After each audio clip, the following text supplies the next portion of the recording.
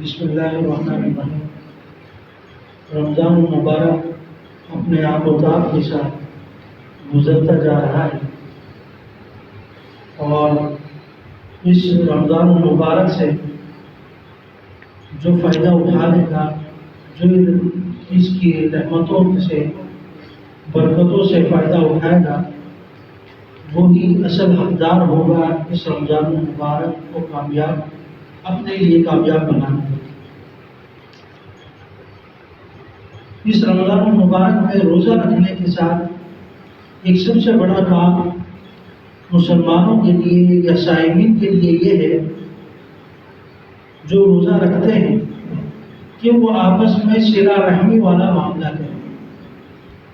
آپس میں تعلقات کو مضبوط اور مستحکم بنائیں۔ آپ اکثر دیکھتے ہوں گے کہ کہیں لڑائی ہوتی ہوگی تو دو بیچ میں آ کر کہتے ہوں گے کہ بھائی روزہ ہے، آپس میں نہ لڑو، روزہ رکھا ہوا ہے۔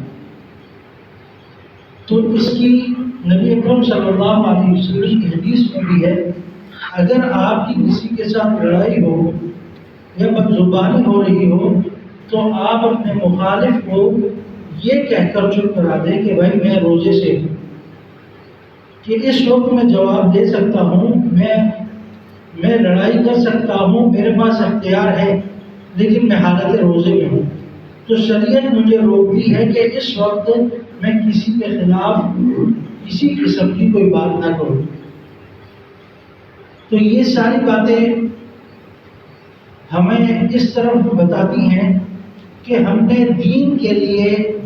یا روزہ رکھ کر اپنے آپ کو، اپنے گھر والوں کے لیے یا اپنے معاشرے کے لیے ایک منفرد طور پر ایک ایسا رویہ اختیار کرنا ہے جو میرا پہلے نہیں تھا،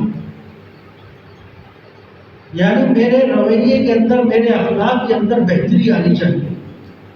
اور وہ بہتری روزے کی حالت۔ نبی اکرم صلی اللہ علیہ وسلم کی ایک اور حدیث ہے، اگر کسی شخص کو شہوت کا خوف ہو اور وہ شادی نہ کر سکتا ہو تو اس کے لیے بہتر یہ ہے کہ وہ روزہ رکھا کرے، کیونکہ روزہ رکھنے سے وہ گناہوں سے بچے گا۔ اگر روزہ نہیں رکھے گا تو گناہوں کی طرف جائے گا اور شہوت اختیار کرے گا۔ تو روزے کا سب سے بنیادی مقصد آپس میں اخلاقی اعتبار سے ایک دوسرے کے ساتھ دکھ درد میں شریک ہونا، اور اس کی فضا کراچی میں آپ عام دیکھتے ہیں کہ لوگ رمضان المبارک میں ہی زکوٰۃ بھی نکالتے ہیں، صدقات بھی نکالتے ہیں، اور اسی طریقے سے لوگوں کو روزہ افطار بھی کرواتے ہیں۔ کئی سڑکوں پر اور کئی مسجدوں میں، کئی اس طرح کے کھانے والی جگہوں میں، وہاں پر فری میں، مفت میں افطار کروایا جا رہا ہے، اور ثواب کی نیت سے۔ تو نبی اکرم صلی اللہ علیہ وسلم کی حدیث ہے،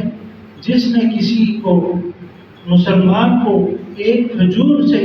اس کا روزہ افطار کروا دیا تو یہ اس کی طرح ہے جیسے روزہ رکھنے والا ہے۔